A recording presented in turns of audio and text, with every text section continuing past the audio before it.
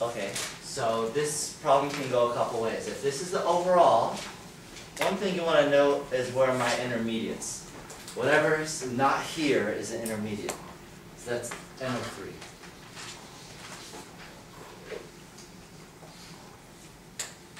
NO2, NO, CO, CO2, everything else is accounted for. Okay, solve this problem, you need to know what's the slow step. If it's this one, the rate determining step, that is the easiest possible problem. Because the answer, the rate law, is always the rate of the slow step. So that would be rate 1 in this case, which would be K1, times the concentrations of the reactants. There's only one, NO2. And there's 2 of them, so I square. Is that cool? And I'm actually totally done because this is not an intermediate. I have a rate law. I'm cool. You don't need to include the concentration of the products at all? No, we never do. Oh. Okay. Whenever you write a rate law, it's only the concentrations of the reactants. So now I can make the problem harder. So if I told you that the second step is the slow step, like that, that totally changes the problem. So rate 1 is still rate 1, but that's not the answer. Now the answer is going to be rate 2, because rate 2 will always, or the rate of the slow step is always my answer. Okay? So rate 2 is equal to K2 NO3 CO. Is that cool? And in essence, that's my answer. The problem is this is an intermediate. So I cannot report an intermediate in my rate law answer. It's not practical in lab because it's not measurable. So though I kind of have my answer, I need to continue a little bit. And in order to solve this problem with what you know so far, I'd have to make this step reversible. So that would be up to me as the author of the question to set the problem up for you. Okay. Okay. With what you've learned so far, there's a third way of doing the problem as well. Okay.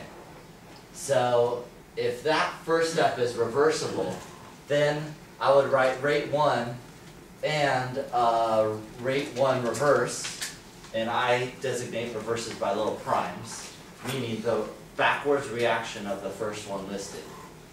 And that's K1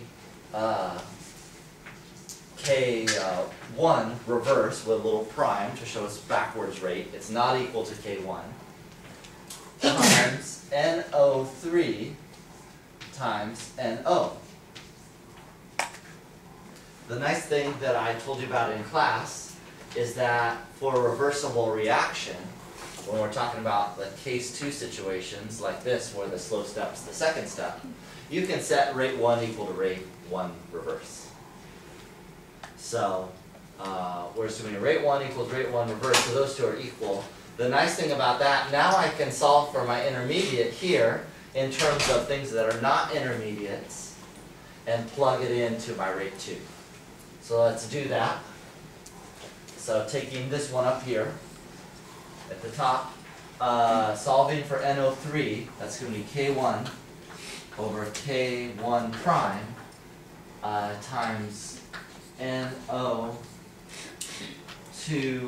squared over NO.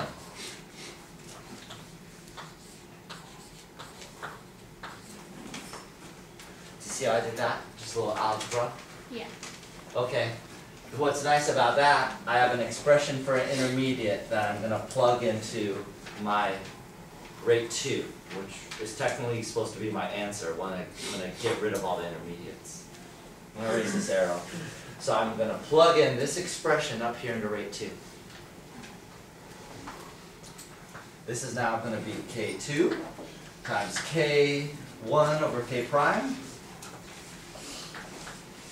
K1 prime times, okay, there's a lot of stuff here. NO2 squared CO over N. See this right here? I just stuck that into the equation. Instead of NO3. Yeah, I'm getting rid of NO3 because it's intermediate, so I'm literally plugging the bottom equation into rate 2. Now I have an answer where nothing is an intermediate. Done. That's my answer right there. So can you see how when the second step is the slow step, it makes it considerably more difficult. We have all this algebra to do. Why do you need K1 prime though if it's the same thing as K1? K1 and K1 prime are not necessarily they're not equal? Yeah. It would be an unusual case if they were equal. Oh, Just because if it's and the same prime? reaction, it's the reverse step, and that might have a different rate. So it's R1 and R1 prime that are equal? Yeah, and R1 K1? and R1 prime are equal. But K's Forward and are- reverse rates are equal, but not necessarily the rate constant. Okay. Yeah, those could definitely be different numbers. Is that okay? Any other questions on this? Yeah. Are we given the concentrations of the compounds or anything in a cell bar to get the number, or is it just leave it? Oh, in a typical question, it's just like this. So it just says, what's the rate law? You don't have to plug in the concentrations of, like I won't give you this is a half molar and this is 1 molar or whatever. I wouldn't do that. It's just to solve for the rate law.